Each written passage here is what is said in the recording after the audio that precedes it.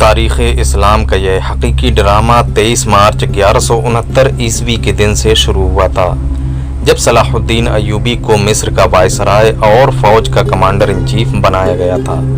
اسے اتنا بڑا رتبہ ایک تو اس لیے دیا گیا کہ وہ حکمران خاندان کا نونہال تھا، اور دوسری وجہ یہ تھی کہ وہ کم عمر میں ہی فن حرب و ضرب کا ماہر ہو گیا تھا، یعنی کہ جنگ لڑنے کی ساری خوبیاں اس نے کم عمر میں ہی سیکھ لیا تھا۔ سپاہ گیری اسے وراثت میں ملی تھی۔ اس کے ذہن میں حکمرانی کا مطلب بادشاہی نہیں بلکہ اسلام کی پاسبانی اور قوم کی عظمت اور خوشحالی تھی۔ جب اس کا شعور بیدار ہوا تو پہلی کمی اس نے یہ محسوس کی کہ مسلمان حکمرانوں میں اتحاد کی کمی ہی نہیں بلکہ وہ ایک دوسرے کی مدد کرنے میں بھی گریز کرتے ہیں۔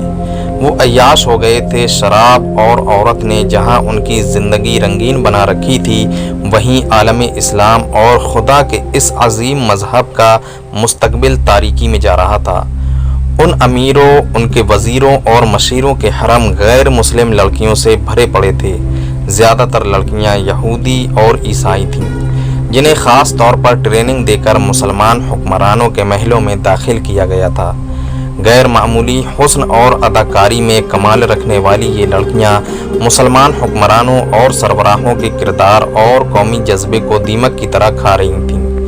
اس کا نتیجہ یہ ہوا کہ صلیبی، جن میں فرینک یعنی کہ فرنگی، مسلمانوں کی سلطنتوں کے ٹکڑے ہڑپ کرتے چلے جا رہے تھے، اور کئی مسلم حکمران شاہ فرینک کو سالانہ ٹیکس یا جزیہ ادا کر رہے تھے، جس کی حیثیت گنڈا ٹیکس جیسی تھی۔ صلیبی اپنی جنگی قوت کے دم سے اور چھوٹے موٹے حملوں سے حکمرانوں کو ڈراتے، کچھ علاقے پر قبضہ کر لیتے اور ٹیکس وصولا کرتے تھے۔ ان کا مقصد یہ تھا کہ آہستہ آہستہ دنیائے اسلام کو ہڑپ کر لیا جائے۔ مسلمان حکمران اپنی رعایا کا خون چوس کر ٹیکس دیتے رہتے تھے۔ ان حکمرانوں کا مقصد یہ تھا کہ انہیں عیش و عشرت میں کوئی پریشانی نہ ہو۔ فرقہ پرستی کے بھی بیج بو دیے گئے۔ ان میں سب سے زیادہ خطرناک فرقہ حسن بن صباح کا تھا، جو صلاح الدین ایوبی کی جوانی سے 1 صدی پہلے معرض وجود میں آیا تھا۔ یہ مفاد پرستوں کا فرقہ تھا، بے حد خطرناک اور پراسرار فرقہ تھا۔ اس فرقے کو ماننے والے لوگ اپنے آپ کو فدائی کہلاتے تھے، جو بعد میں حشیشین کے نام سے مشہور ہوئے، کیونکہ یہ لوگ حشیش نام کی ایک نشہ آور شے سے دوسروں کو اپنے جال میں پھنسایا کرتے تھے۔ صلاح الدین ایوبی نے مدرسہ نظام الملک میں تعلیم حاصل کی۔ یاد رہے کہ نظام الملک دنیائے اسلام کے ایک سلطنت کے وزیر تھے۔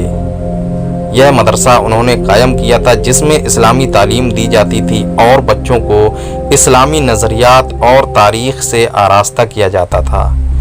ایک مورخ ابن اطہر کے مطابق نظام الملک حسن بن صباح کے فدائیوں کا پہلا شکار ہوئے تھے، کیونکہ وہ رومیوں کی توسیع پسندی یعنی کہ ان کے ہر منصوبے کی راہ میں چٹان بنے ہوئے تھے۔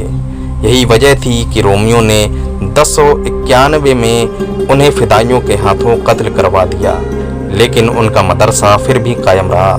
صلاح الدین ایوبی نے وہیں تعلیم حاصل کی، اور اسی دوران کم عمر میں ہی اس نے سپاہ گیری کی تربیت اپنے بزرگوں سے سیکھ لی۔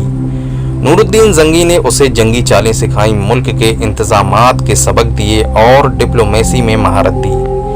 اس تعلیم و تربیت نے اس کے اندر وہ جذبہ پیدا کر دیا جس نے آگے چل کر اسے صلیبیوں کے لیے بجلی بنا دیا۔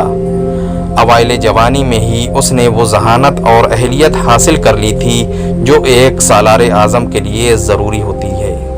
صلاح الدین ایوبی نے اپنے حرب و ظرف میں جاسوسی یعنی کہ انٹیلیجنس کمانڈر اور گوریلا آپریشن کو خصوصی اہمیت دی، کیونکہ وہ جان چکا تھا کہ صلیبی جاسوسی کے میدان میں آگے نکل گئے ہیں اور وہ مسلمانوں کے نظریے پر نہایت کارگر حملے کر رہے ہیں۔ صلاح الدین ایوبی نظریات کے محاذ پر لڑنا چاہتا تھا، جس میں تلوار استعمال نہیں ہوتی۔ اس کہانی میں آگے چل کر آپ دیکھیں گے کہ اس کی تلوار کا وار تو گہرا ہوتا ہی تھا، لیکن اس کی محبت کا وار تلوار سے کہیں زیادہ خطرناک تھا۔ اس کے لیے تحمل اور بردباری کی ضرورت ہوتی ہے، جو اس نے چھوٹی عمر میں ہی اپنے آپ میں پیدا کر لی تھی۔ जब उसे मिस्र का वायसराय और कमांडर इन चीफ बनाकर मिस्र भेजा गया तो उन सीनियर अफसरों ने हंगामा खड़ा कर दिया जो उसके ओहदे की आस लगाए बैठे थे। उनकी निगाह में सलाहुद्दीन अय्यूबी अभी मदरसे में पढ़ने वाला बच्चा था, मगर इस बच्चे ने जब उनका सामना किया और उन लोगों ने जब इसकी बातें सुनी तो उनका एहतिजाज ठंडा पड़ गया। मुअर्रिख लेन पॉल के मुताबिक सलाहुद्दीन अय्यूबी डिसिप्लिन का बड़ा ही सख्त साबित हुआ। उसने तफरीह, अय्याशी और आराम को अपने लिए और अपनी फौज के लिए हराम करार दिया। उसने अपनी दिमागी और जिस्मानी कुव्वतों को सिर्फ इस मकसद पर कुर्बान कर दिया कि सल्तनत इस्लामिया को मुस्तहकम करना है और सलेबियों को इस सरजमीन से बाहर निकालना है। फिलिस्तीन पर वो हर कीमत पर कब्जा करना चाहता था। उसने यही मकसद अपनी फौज को दिए। मिस्र का वायसराय बनकर उसने कहा, खुदा ने मुझे मिस्र की सरजमीन दी है, उसकी ज़ाते बारी मुझे फिलिस्तीन भी ज़रूर अता करेगी। लेकिन मिस्र पहुंचने के बाद उसे पता चला कि उसका मुकाबला सिर्फ सलेबियों से नहीं बल्कि अपने मुसलमान भाइयों से भी है, जिन्होंने उसकी राह में बड़े बड़े हसीन जाल बिछा रखे हैं जो सलेबियों के अज़ाइम और जंगी कुव्वतों से भी ज़्यादा ख़तरनाक हैं। अगर आपको वीडियो पसंद आई हो तो वीडियो को न सिर्फ लाइक करें बल्कि चैनल को भी सब्सक्राइब कर लें और आपकी इससे मुताल्लिक क्या राय है हमें कमेंट करके ज़रूर बताएं।